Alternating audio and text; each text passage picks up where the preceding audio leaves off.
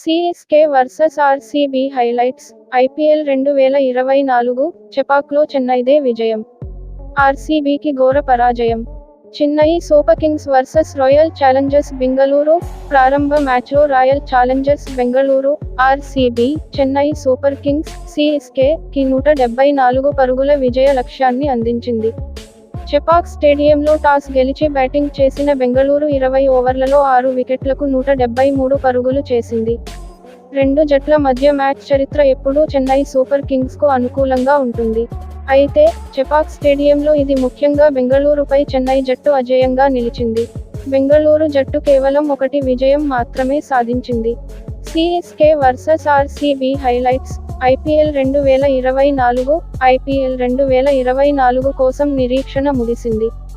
చెన్నైలోని చెపాక్ స్టేడియంలో Chennai super Kings, royal Challengers Bengaluru మధ్య ప్రారంభ మ్యాచ్ జరిగింది.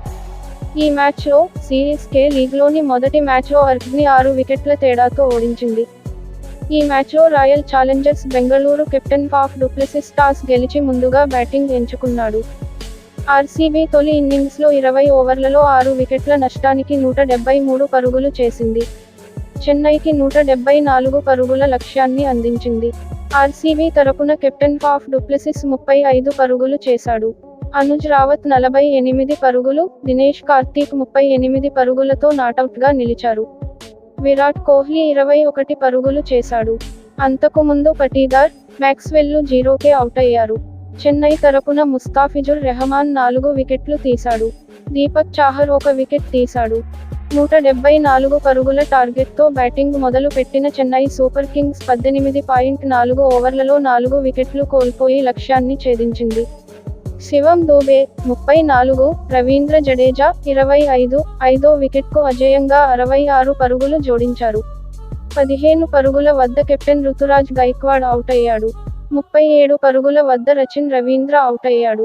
అనంతరం 27 పరుగుల వద్ద అజింక్య రహానే అవుట్ కాగా, 22 పరుగుల వద్ద డారిల్ అవుటయ్యాడు.